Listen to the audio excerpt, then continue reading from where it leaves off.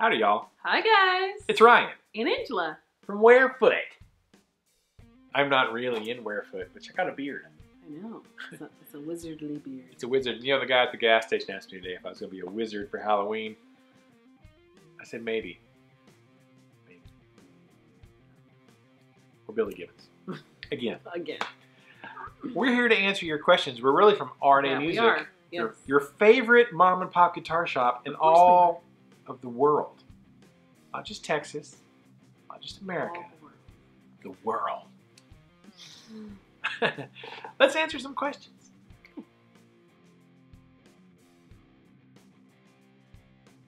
First question, Walking Dead, 1369. What would your guitar pick be for an intermediate player? I tend to lean towards the Korean-made guitars, PRS, SE, Schecter, Eppies, or Deans, when they were made there. Just curious on your opinion. Great question, Walking Dead. Well, I do agree with the Korean-made guitars have always been pretty good, I thought. I first started really playing those back in the mid-2000s, 05, 06, I guess. Well, actually probably before that. Yeah. But that's when I really became aware of how good the quality of a lot of the Korean stuff was. So I think you can't go wrong with most guitars.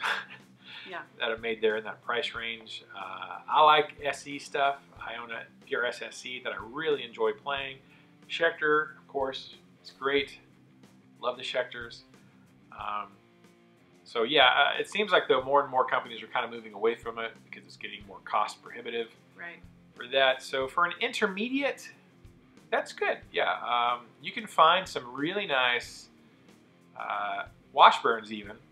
The 05, 06, 07 era Korean-made ones are fantastic and really killer deals, honestly, for those. They're a little bit harder to find. You don't necessarily want the Chinese or, you know, made in Vietnam ones.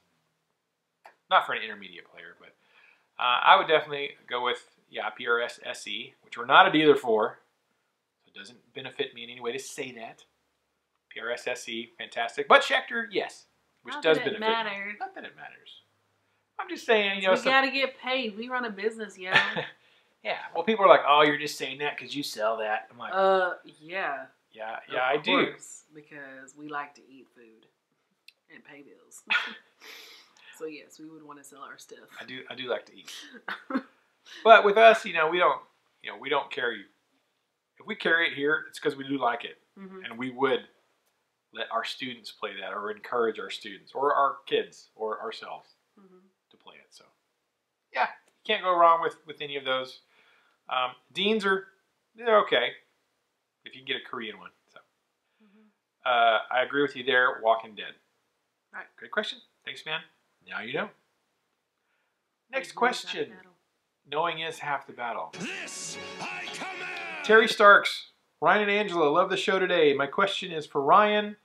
I know Mesas are known for their incredible gain structure, but what settings would or do you use to get clear, pristine, clean tone from your boogie? Keep the music alive. Hashtag KTMA. You know, Terry, I was actually going to go and look on my dual rectifier and kind of like figure out what settings I have. I've actually had comments before on some of the demo videos like, wow, your Mesa sounds really good. Those cleans are great. I'm like, thank you. Because the dual rectifiers aren't necessarily known for their clean tones. More their hard rock and high gain, which they do a good job of that. Sure, I believe you.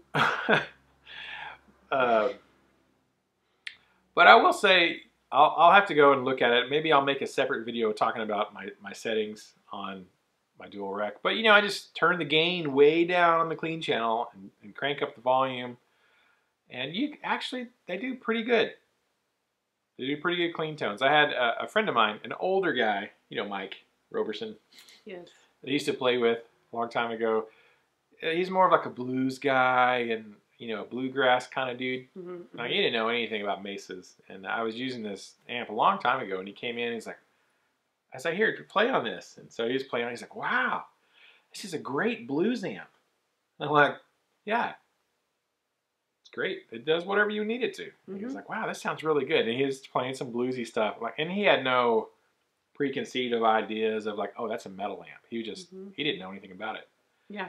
So I always laughed at that because most guys would be like, that's a metal amp. You can't play blues on that. And I'm like, well, this guy does. Older guy. Older than me. Right. Anyways, maybe I'll make a separate video about that and kind of put it up there. But it's mostly just turn the gain way down and crank up the volume. You can fiddle with the presence and mids and treble and bass and stuff. Cut back the mids a little bit. Boost the, cut back the highs. Sorry, cut back the highs, boost the mids. But maybe I'll do a little mini video, Terry, just covering that. So thanks for the question. Appreciate it. Next question, StratoCat62. Great show as always, short but sweet. Thank you. I have a question for the Bitter Bass Man. I have an opportunity to buy a Fender American Deluxe Precision 5-string for my friend. My question is I am a guitar player. Should I stick to 4-string instead of 5? What are the pros and cons in your opinion? I'm not a bass player, but thought it would be fun to have one around. It's always great to have one. I know. Could you recommend an amp to go with a 5-string? I've been looking at a used Mark Bass 2x10 2x10 combo. It's a long day. Letters and numbers are running together for me now. I've been looking at way too much music and tablature today. Thanks in advance, Vince. Hashtag KTMA. Well, Vince, now that I know your name, StratoCat, Paul's not here. He's not at home washing his tights like Bruce Wayne normally is. He's out doing stuff. Things. Stuff and things. Yeah, whatever.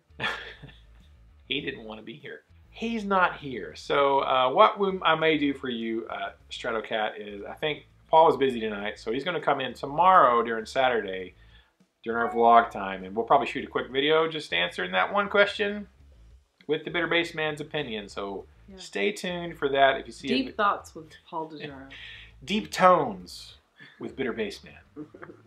So stay tuned for that. You'll probably see that pretty quick after this video comes out. So we will answer that. I'll give you my opinion too, but you asked for Paul's, so we'll wait for Paul, I guess. All right. Thanks for the question. Next question, Just Fun Guitar. Great video. Thank you. My questions are, 1, Angela, how do you handle perfectionism when it gets in the way of actually performing? Holy crap. What's going on in your pocket? Somebody is emailing the bejeebers out of me. Sorry about the spam email. So we're back. Angela, how to handle perfectionism when it gets in the way of actually performing. 2, Ryan, is PRS the New Gibson? What does that even mean? 3, Ryan, what do you like best? The Hughes and Kettner amps or the new PRS amps? All right. Angela, how do you handle perfectionism when it gets in the way of actually performing? Oh gosh, I think if you set up a attitude of you're there just to have fun and you're not so tightly wound that the littlest bump in the road is going to set you off, and you're... You know anybody like that? A lot of vocalists. There's lots of people who have proven that over the years performing and have completely just became unhinged on stage performing. Actually, what's so funny is that the boys and I went for a walk last night, and I had Pandora playing in my pocket, and I had it on Billy Joel radio, and I was telling them a story because Piano Man came on, and I was telling them the story about I can't think of the newscaster, but him and his wife for the past like 20 years or so always go every year or wherever. They follow Billy Joel around basically, but Billy Joel has like a standing date for Madison Square Garden. Like he always plays there.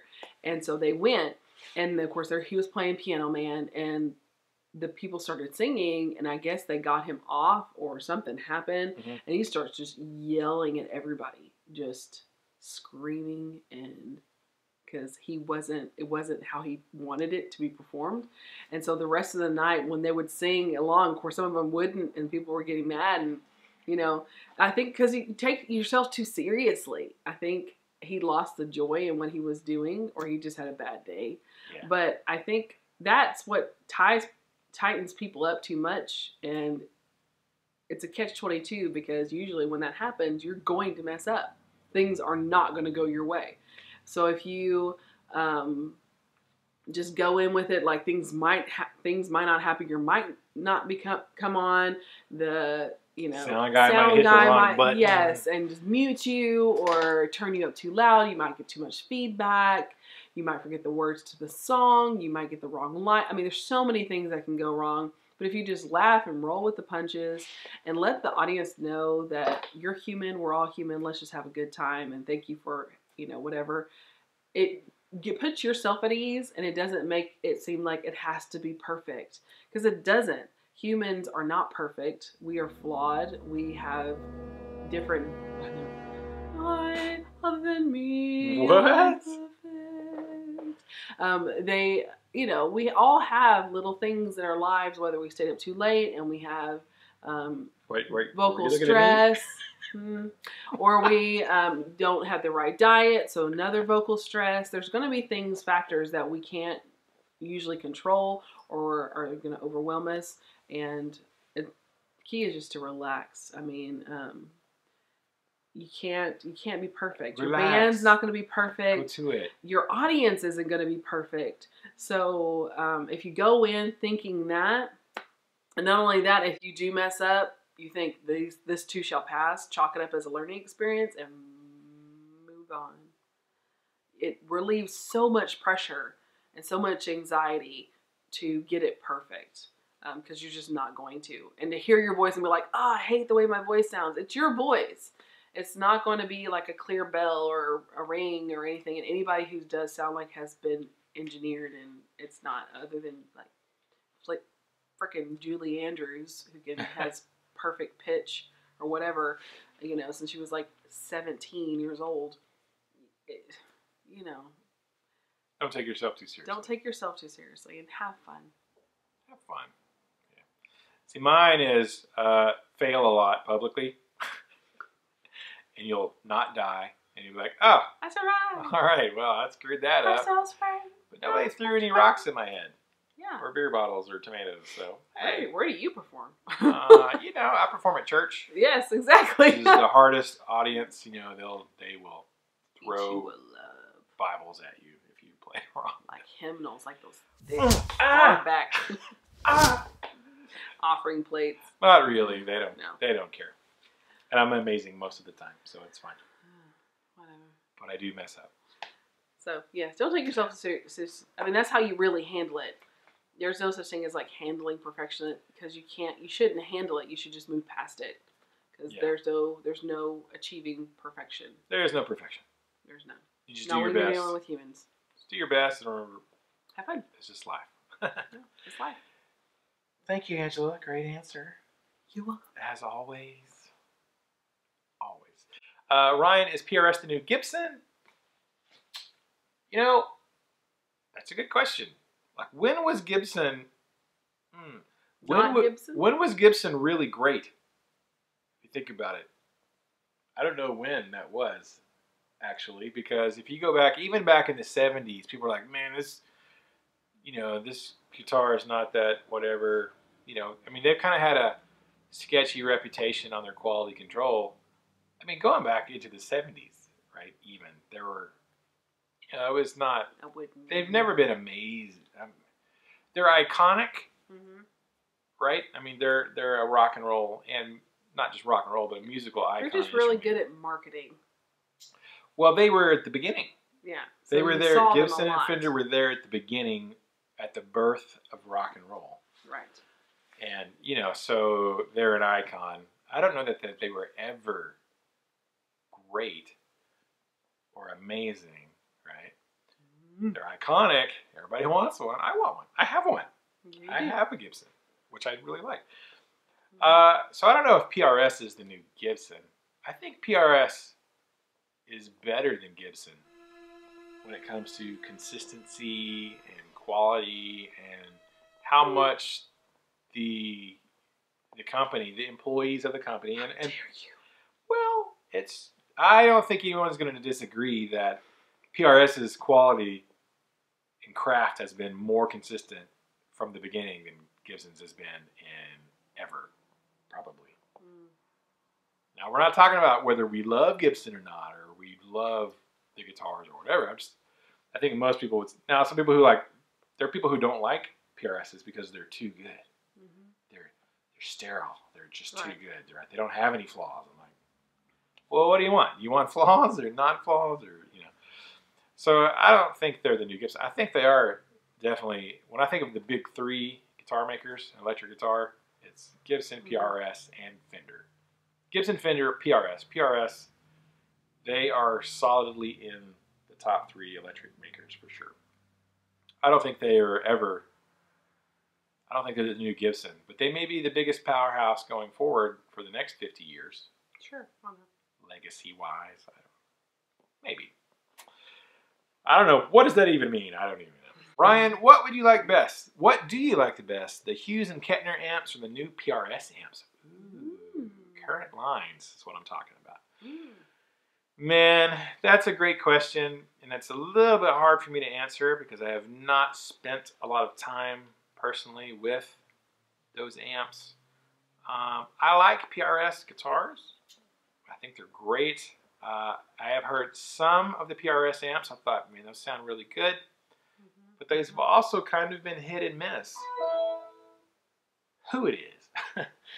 They've also kind of been hit and miss with their amps. You know, and there's been some issues, I think, with some quality of some of the amp models they've brought out. Right. Where I think Hughes and Kettner have been at it longer in the amp department, and they're pretty well known. I would feel probably more like the Hughes and Kettner be more reliable, right? Than the PRS amps. I'm kind of like, I hope it works. I hope it's okay. I hope they worked out some things. You know, so I probably would go with the Hughes and Kettner before the PRS ones, but I also don't know that I would really love the sound of the Hughes and Kettners. I've looked at them. I've actually considered maybe bringing them to RNA music at some point in time, but I never really did. I don't know. The Hughes and Kettners look better. They glow and they got lights and they're blue and they're like. I've almost bought one several times in the past few years because I really thought they were cool. I'm probably in camp H&K on that. But I do like some of the PRS amps. I like the sounds I've heard from them. And I'm a big Tremonti fan, so, you know, maybe not a big fan. Right. A fan. And there you go. Thanks, Just Fun on Guitar. Final question, Matt Demaz. Hi, Matt. Hope you're well. Back in the homeland. I want to get an output jack drilled into a Jackson JS32 King V to install EMGs because the quick connect to the stock jack can't reach. Would I be better off just going to a tech? Really don't want to do it myself. LOL. I get noise and hum with the unshielded long quick connects I have. Well, if you're going to drill a new jack, I would take it to a tech, personally. Just go ahead and take it. You know they'll get it done right. There are things that I can do on guitars and things I have done, and there's certain things that I don't really want to do. Like, I'm afraid I'm going to mess it up. Like, I've drilled holes in acoustics for new strap buttons, and I've done that, and I'm good there. But if it comes like drilling a new input jack hole, or like drilling out the tuner holes, like we did that for like Angela's Sparkly Les Paul. I had them put some really nice tuners on it, so they had to drill out the holes to make them bigger to put the good tuners in. And I was like, ooh, yeah, you guys do that. And like, yeah, okay, we'll do it. And they just did it, and they just, no big deal. They've done it a million times. I probably could have tried it myself, but yeah, I didn't. So if it were me and that's what I was going to do, I would take it to a tech. And I might shoot off an email to EMG. they've been super helpful anytime I've ever called them for some tech support for installations or whatever. Yeah. You call them, email them, and ask them for their advice. I'm sure they'll be happy to give you some solutions that might help. Great company. They've been really cool. Tech support's been phenomenal for us. I've never had an issue. They've been great and quick and very helpful. But if that's the route you're going to go, I would take it to a tech who's done this a bunch of times. That's just me. And that's all the questions for this week. Awesome. Yeah. So thank you guys so much for all the comments. And I'll try to get together with Paul maybe tomorrow and answer that bass question if we can. I'll try to remember to do a video about the settings on my Mesa. It might be a real quick thing, so stay tuned. If you're subscribed to our channel and you clicked the bell, you'll get notifications when a video pops up. So when the video about my amp settings pops up, or answers with the Bitter Bassman pop up, you'll see it. So make sure you subscribe, make sure you hit the button. If you like this video, give it a thumbs up. That helps us out, helps the YouTube algorithm recognize it. Comments are great. We love comments. Thank you. If you have a question for next week, leave it below and we will answer your questions next week. Of course, stay tuned for the vlogs and all the other videos coming. Thank you so much. Until then, keep the music alive. Don't forget it. Music needs you. And you need the music. And we need the music. We need to keep it alive for this next group of people learning to play instruments. Yes, because it's not necessarily the ones younger. Yeah. The ones older and the fresh ones. It's not always the next The generation. recaptured lost dreams of those in the past. Sometimes it's the current generation and the past generations learning to play. For anybody who wants to learn how to play music. Past, present, and future generations. We'll see y'all then. So excited. Bye. Burritos. Burritos. Yeah, that sounds good. Do we have burritos?